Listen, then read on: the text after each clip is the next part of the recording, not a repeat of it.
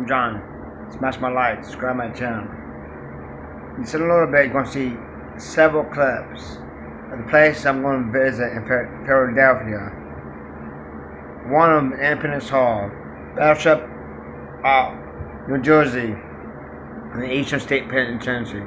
Them just are some of the locations I'm going to visit. Also, while I'm there, I'm going to visit several tombstones, several cemeteries, very old ones dating back in the 17th century, many years ago.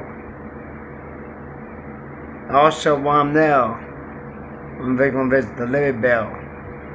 And if I get enough time, I'll head to West Virginia and visit a special place. It will make your heart pound, your eyes play tricks on yourself. The place is very, very haunted. The second location I'm going to go to. So I'm going to try to plan it in a week. And go have a lot of videos producing that period of time. Many, over 30, 40 videos in a week time. Which I've never done that before. So this should be a challenge for myself. I'm going to do this. Visit these places and put myself in grave danger for everybody to watch. I know I don't have to do this, but I want thorough excitement and positivity to my channel. So what I'm going to do, end of July to first part of August, I'm going to go on these trips. I'm heading from Philadelphia first and visit Eastern State Penitentiary, Battleship, New Jersey. Move on to possibly the zoo if I have time, and show you guys how big that zoo is. And I know the two cemeteries I know of, one, to give you an example, is 77 acres long. And thousands of dead bodies in tombstones there. And a lot of famous people from the Civil War, Revolution War, World War I, and many other battles have been laid to rest there. Many vets. So on this moment weekend, we need to pray for the vets. And for them, we would not be here today. They have made the ultimate sacrifice for us, or for our country. They paid the price dearly. And for them, we would not be here today. Thank the vets. God bless the vets. God bless America. My name is Scott Durkis. I'm a tour guide here at Eastern State Penitentiary, historic site in Philadelphia, Pennsylvania. Eastern State Penitentiary was the largest and most expensive public structure built in 1829.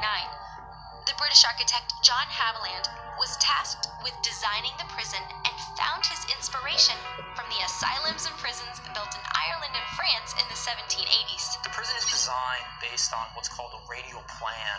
Picture a wagon wheel in your mind with a hub and spokes coming out of that hub in all different directions. That's the overall design of Eastern State. They had a central surveillance building right in the center of the 10-acre property, and then 7 cell blocks to start coming out of that hub in all different directions.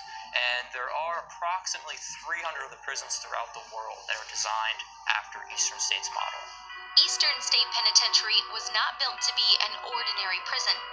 The idea for a different type of prison, one of reform, came from a meeting at Benjamin Franklin's house in 1787.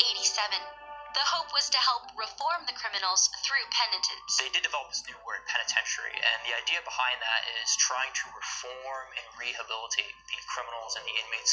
Inmates of Eastern State were encouraged to reflect upon their actions and wrongdoings through solitary confinement, 24 hours a day.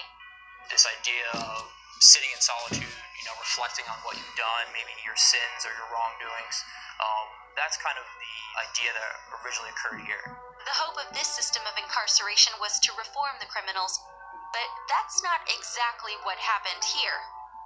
Overall, you could say that this plan basically failed, and there were a number of reasons for its failure. For one, they were facing overcrowding. They had too many inmates coming into the prison, and so it was hard to keep them isolated at all times. They also were suffering from mental illnesses, a few of them anyway, being locked inside of their cells in complete solitude with little or no human contact. Surveillance was the main reason for Eastern State's radial design, but That didn't stop over 100 escape attempts over the course of the prison's lifespan. Out of those 100 attempts, however, only one prisoner successfully made his way to freedom.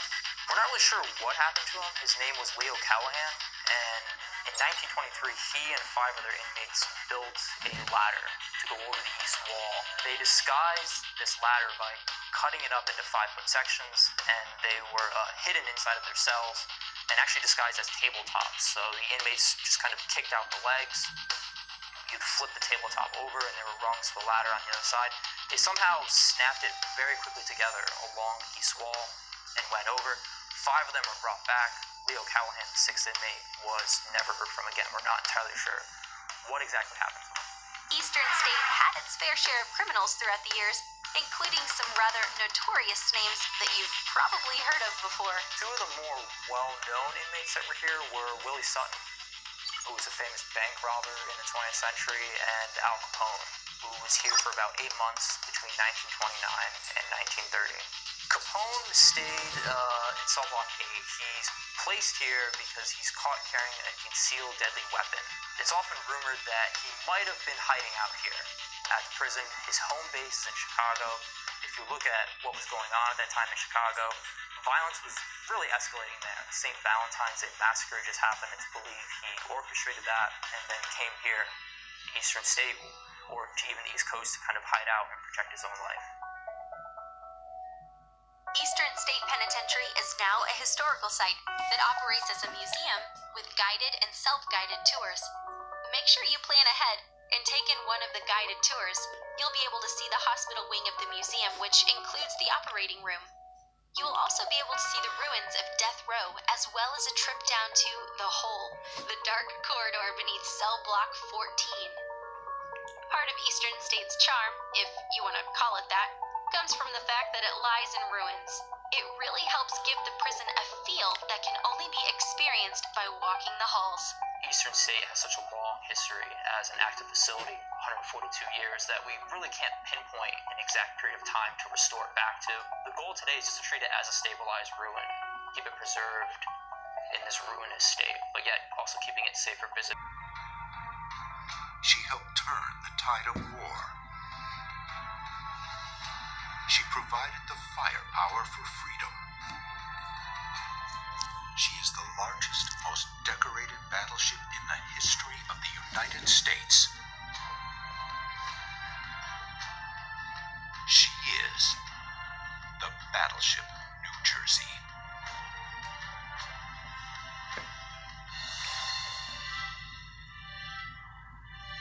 The Battleship New Jersey Museum is probably one of the most unique experiences in the world. You walk through history. The battleship itself has become a living and breathing entity again, where one can understand what it was like for the veterans of this ship to protect our country's freedoms.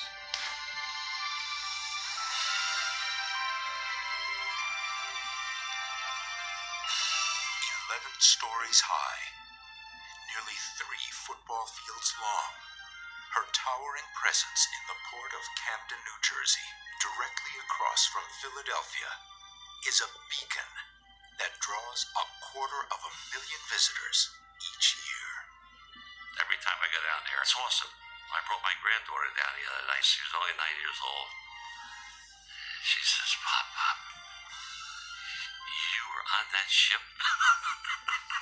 She was just fascinated by it.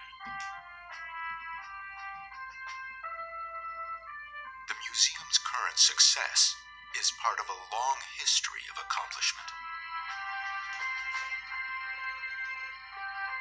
This is the most decorated battleship in the United States history, and it didn't get that from sitting on the sidelines. It got that and earned them in battle.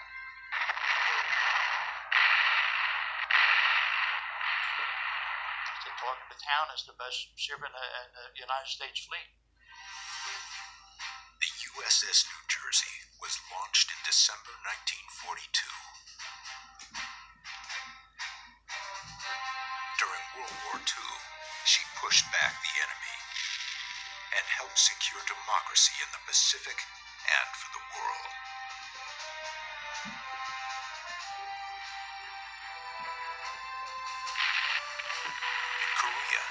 Vietnam, the New Jersey was once again a force for liberty. North at 15, United. And in the 1980s, after the bombing of the Marine barracks in Beirut, she targeted the terrorists responsible. The pride of being on it was great. I mean, the ship was a lifesaver to a lot of men over there, and it was great being on it. Through 50 years of service, the battleship New Jersey was successful in every mission. She finally came home to New Jersey to serve one last time as a living memorial. The battleship New Jersey is not just about preserving a ship. It's about preserving the memory of 55,000 veterans.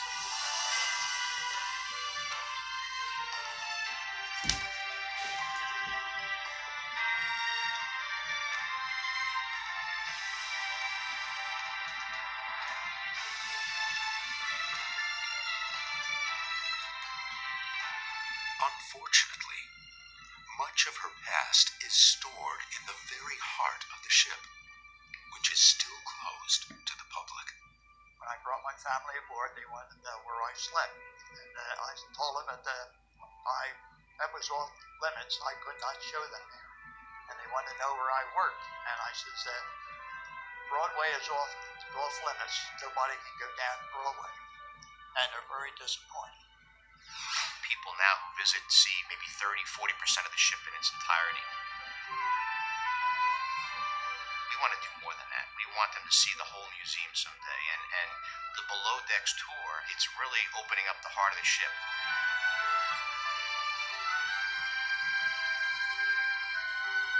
The Below Decks tour just has to get open.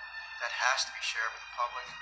Just to imagine that you haven't been on here and you served on here 50, 60 years ago, and you can go down and say, hey, you can tell your kids, there's just so many things down there that are going to bring back so many memories, and it's going to be, to the public, wow.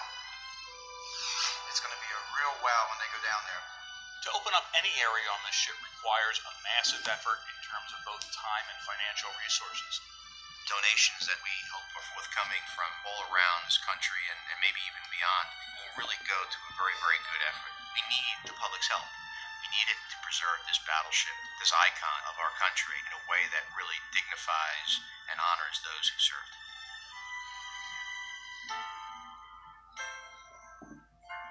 Whatever it was called on to do, it fought successfully. And it makes you proud to be an American. The men and women and ships like this are what gave you the freedoms you have today. Capturing that piece of history, that emotion, that fight for our country, for our freedom, for our children, that's really important. Now, our call to duty is to keep her story alive for future generations. It's well worth it, because you're keeping history alive. And that's what it's all about. Because there's not too many of us left around. Independence Hall, the birthplace of the Declaration of Independence, is right in downtown Philly. Inside these hallowed walls are where America's founding fathers feverishly debated the tenets of the world's first constitutional democracy and plotted insurrection against the British Crown. My name is William Watson. I'm a National Park Ranger at Independence National Park in Philadelphia. Now, when you come here to Independence Hall, you're going to see, most importantly, the birthplace of the United States. You're going to see the original building, and you have the room where the Declaration of Independence is debated and signed, so it's the birth of the United States. You also have the room 12 years after that where the Constitution of the United States is debated and signed. On June 14th, 1775, the Second Continental Congress, with representatives from all 13 original colonies, nominate George Washington as Commander-in-Chief of the Army, and set on the road towards drafting the world's most famous, strongly worded letter. That's where the Second Continental Congress took place, and that's where they argued and voted in secret with the shutters closed for that Declaration of Independence. This is the assembly room where independence is debated and declared in 1775 and 76. It's where 12 years after that, the United States Constitution is debated between May and September of 1787. Formerly known as the State House of Pennsylvania, Independence Hall most likely got its current name from the French General Lafayette, a man instrumental in helping the colonists defeat the British. He visited the State House of Pennsylvania, and when he came out, he called it the Hall of Independence. So he may be the guy who named it. Philly was like the place to be during the period between the writing of the Declaration of Independence and the Constitution. All the greats were there. Jefferson, John Adams, Samuel Adams, Washington, Patrick Henry, and of course, the most famous local, Benjamin Franklin is here for both occasions. Franklin is one of the most revered statesmen, inventors, scientists in the world at that time. He's here for the Declaration of Independence debates for the Constitutional Convention 12 years later. Turns out Jefferson had some help writing the Declaration. There was John Adams, there was Benjamin Franklin, there was Robert Livingston from New York, there was Roger Sherman from Connecticut, and then there was Thomas Jefferson. Jefferson is probably, of course, the main writer of this document. People know Jefferson as the main author today. Did you know there are over 80 changes to Jefferson's version of the Declaration? He made some final tweaks that really made it spectacular. Jefferson was so despondent because they made so many changes in his document that he did what a lot of us do when we're depressed. He went shopping. The best shopping mall went down the middle of Market Street. He bought a thermometer, he bought strings for his musical instruments, and he bought 14 pairs of ladies' gloves. Must have been a presidential sale. He changed the original phrasing, pursuit of property to pursuit of happiness, which is a very wide opening statement. So he also said that governments are made by people. So if they're made by people, that means they're ours. We have the ability to change them if we see that they're not working for us. It wasn't until July 8th, when all the bells in the city were ringing, that a crowd of 2,000 gathered behind the State House of Pennsylvania. And the sheriff came out to read the Declaration to the public, the first public reading of the Declaration. And they went wild. And they stormed through the city. Wherever they could find the image of King George III, they took it down and they burned it. They had bonfires going all that night, fireworks going off, cannons shooting. It was a big event. You've heard the phrase, sign your John Hancock on the dotted line. That's because John Hancock's signature is the largest one of the Declaration. It's sort of a apocryphal story that he signed it to where that King George III could see it. And we don't know if that's true or not. Possibly he signed it. He signed it first, so he signed his name largest. And it's important to remember that the document wasn't signed all at the same time.